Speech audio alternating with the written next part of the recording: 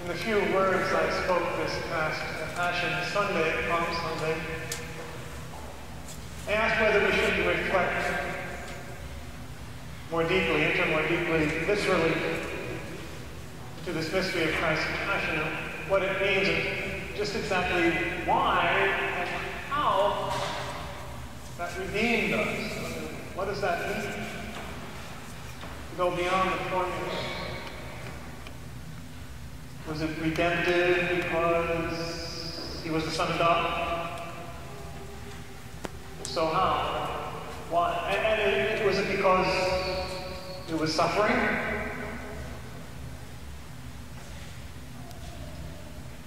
We need to go beyond because some of the ways we've tried to understand it, I think, are very, very defective and even harmful.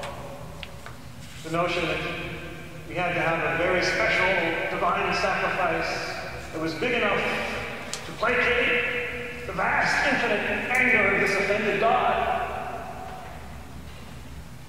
Not helpful.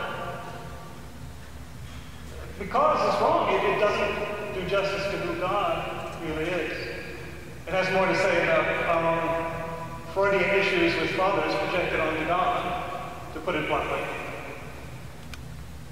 than it does have to do with God. Because God so loved the world that he gave his only begotten Son. God was already on our side. If so, then how did the redemption work? What happened there? To explore this, I'd like to use something I've been preaching on lately in the daily readings, this fabulous and grossly neglected image in our tradition, which appears directly or indirectly 3 times in the Gospel of John, on Jesus' own lips, to explain who he was and what he was doing in this world. 3 times he speaks about being lifted up from the earth and drawing all people to himself. And in John 3, he makes it even clearer. The other being John 8 and 12. He says, just as Moses lifted up the serpent in the wilderness, so must the Son of Man be lifted up.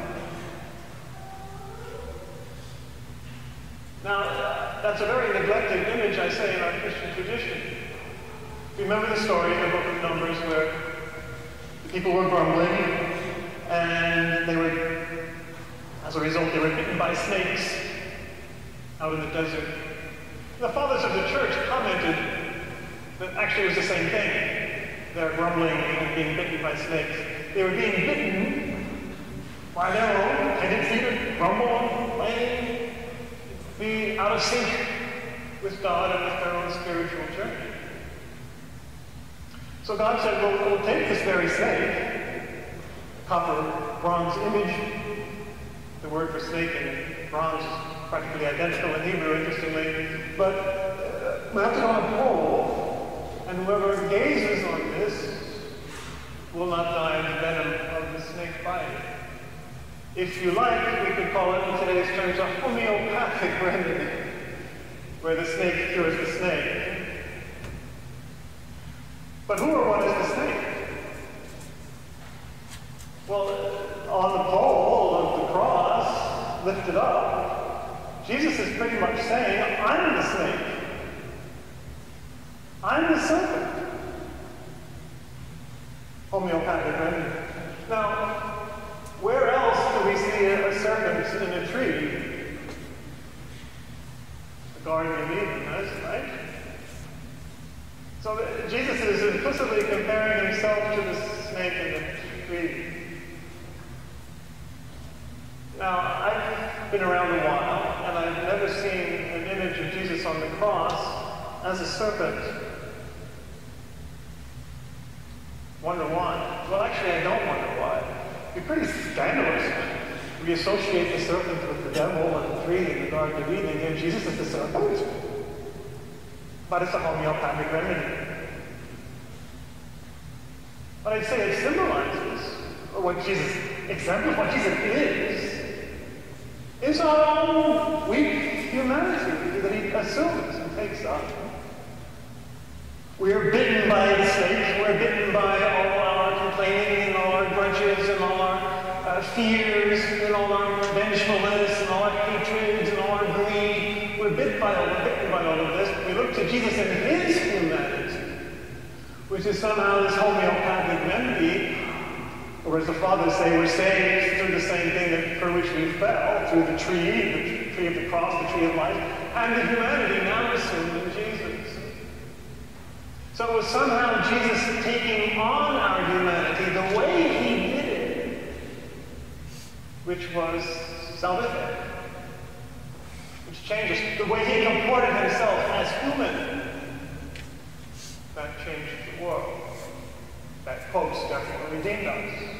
Is that what we mean? Change the world internally and eventually externally, we hope, in God's good time.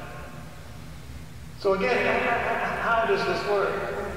Well, I think we have to see then that the humanity is something positive. In fact, if we follow the logic of redemption and the way God works with us, it seems to be that it's precisely through the weakness, through our failure, through our pain, through our suffering, and through our sin even, especially, that God saves us. Makes us aware that we need saving. In the vulnerability and insecurity, we can, hopefully, allow the light in. As Leonard Cohen famously said, there's a crack in everything, and that's how the light gets in. So we see that pain and we see that sin that Jesus takes up. And he takes it up and transforms it. So there's a positivity to this serpent, which we in Jesus. Eastern traditions seem to get this side of it very well, realizing that our humanity is transformed. And the yogis speak of Kundalini energy, they speak of the serpent energy that comes up and somehow is transformed by spiritual practice. That's what we're talking about. Having our own humanity transformed, we believe in Christ. But that humanity remains humanity, homeopathic. Or in the Chinese tradition with the dragon, the great symbol, not of something horrible that we have to slay, St. George the Dragon Slayer, but on the contrary, a symbol of enlightenment, of harmony, of spiritual growth, when everything is reintegrated. That's a really important side of our humanity and the transformation of our humanity that we don't emphasize enough. We emphasize the slaying part. And even the imagery from the scriptures, the Exodus imagery that we've just been evoking, shows this also. The plagues of Egypt, which are overcome, the drowning of the soldiers, the Egyptians in the Red Sea, the conquering of the pagan people in the Promised Land. It's all about slaying. Yes, it is about slaying, mortifying, but be careful. What are we slaying? And why? It's not the repression or the stomping out of our humanity. It's not the slaying of the dragon in that radical sense. It's its transformation. There's a sacrifice and a death, but be careful. What is being sacrificed? Not to the devil, but what is being offered? The French thinker René Girard has a theory about all this, that Jesus is the scapegoat on the cross, is a reminder to us from God that we have to stop scapegoating and sacrificing people altogether.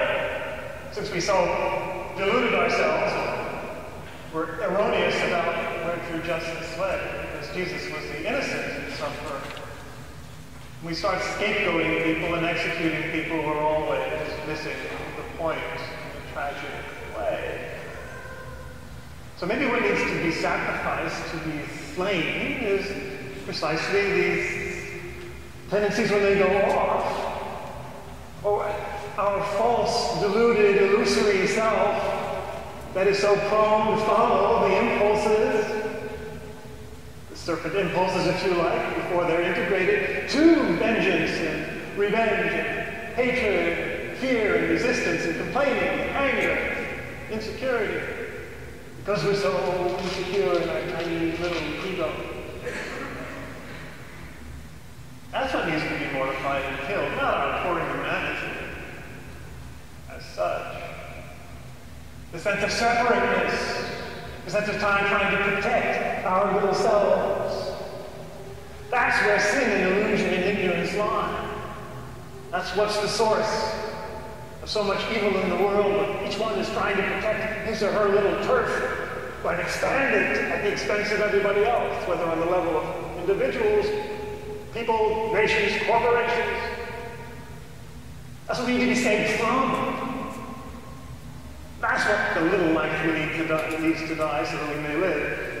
Whoever loves his life in this world will lose it. Whoever hates his life in that sense will gain it, preserve it.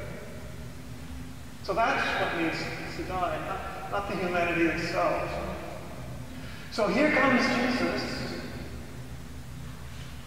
and he takes on, by virtue of his own awakened and full of humanity. It's not something arbitrary or decreed as something special, but he knows that his humanity is connected to all humanity. He's not isolated himself. He knows that he takes on the suffering, the sin, the pain of all people, which is exactly what the first reading, marvelous suffering servant passage from Isaiah 53 affirms. He takes it up, he's lifted up and takes, draws all to himself. He takes on human pain, human sin, human illusion. He takes it on by virtue of his humanity. He takes it on in all its pain and injustice. As we heard in the second reading, he cries out with loud tears and groans to God. We don't usually picture Jesus that way, even in the garden, but that's what he did. Loud cries and groans. Human pain, human suffering, human sin. He takes it on. He learned obedience in what he suffered. And also says he was not a stranger to our weakness, because he's as tempted in everything as we were, as we are, without sin. Taking on our humanity, all that pain, and transforming it. No sin in himself. So he took on all that pain, crying out on the cross, my God, why have you forsaken me? The very depths and dregs of human abandonment and pain, the most unjust execution imaginable, not at all God's will in the sense of the human action of injustice. But yes, miraculously transformed, because in and through that, by the way he suffered it, he transformed the universe, he transformed the world. Because here was someone who finally, at last, did not react to injustice, pain, suffering, and death with anger, rebellion, hatred, vengeance, fear, all here, but not in the way that overcame his willing submission. Into your hands I commend my spirit. Father, forgive them, they know not what they do. Finally, someone who took all the passion and power of our humanity, which we get from billions of years of evolution, the serpent and all its power and majesty, and transforms it. Doesn't destroy it, but transforms it. So that our humanity in him and through him is now in conformity with God. Redemption is bringing humanity back to union with God. And in the humanity of Christ that takes place. Because his way of behaving in the world, forgiveness, compassion, nonviolence, love, infinite compassion, and taking on the pain and sin of the world, is the way God acts. In fact, it was God acting. So yes, it is true. It's because he was the Son of God that he was redempted. But in this way, only a humanity which was so full and pure and entire as could be the humanity of God himself could live humanity to that perfection, would be able to withstand the tendency to vengeance and hatred at the end. And was able to transform that humanity. God's own humanity. God was in Christ, as Paul says to the Corinthians, reconciling the world to himself. Christ mirrored and was God's own compassion in the world. And Christ's own humanity united to ours was perfectly in conformity, perfect reflection, a perfect operation of God's own action in the world. Thus is creation, thus is humanity reconciled to God. Because now at last our humanity in Christ was at the same measure of God's compassion, God's forgiveness, God's infinite love. That's how Christ redeemed the world. Because at last in him humanity could behave as God in the world. All of us in Christ can behave in the same way. So yes, it was because he was the Son of God. Yes, it was because of his suffering that he redeemed the world. Not because there had to be some really painful sacrifice to placate the God, the way we usually understand that. As the great doctor of the church, St. Therese of Lisieux, said, it's not suffering that redeems, it's the love. But yes, it's suffering that redeemed in the sense that if love can stay victorious and powerful and impregnable, even in the face of suffering and death and injustice and cruelty, they were truly saved. There's no circumstance of human life, nothing so low or horrible or painful or demeaning that cannot be taken up. So yes, it was through the suffering that the Son of God saved us, but it was always by way of the love. The love that allowed him to be the perfect reflection and operation of God's forgiving and compassionate love in the world. That's what saves us. The extent of his compassion and love in the midst of that suffering. And allows us then to do the same. Because that's a really important point. The ordo for the celebration of the Eucharist and the liturgy of the hours for this year says this very thing. We don't come here every year today in the Triduum simply or even primarily to commemorate, however piously, something that happened with Christ as in his victory. That's not the main focus. Remembering that. It's to imitate it. It's for us to see how we conform to that now, ourselves.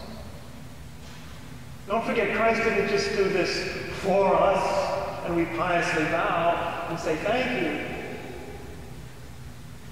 He does it with us and in us. His humanity is joined to ours, and ours to his. And our own humanity in him is called to be at the very dimensions of his own humanity. And that's what we're here to live, to test, and to promote, and to further, to awaken ourselves to.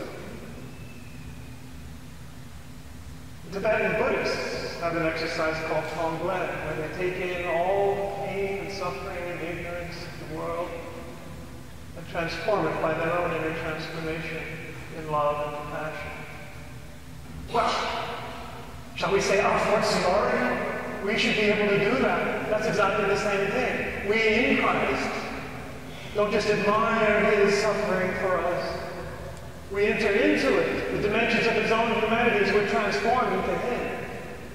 So that we in turn can take on in him and by the power of the Spirit all the pain and hopes and fears and sufferings and ignorance and sin of the world. And have the Spirit of God, the love of God, the compassion of Christ, his own sacred heart.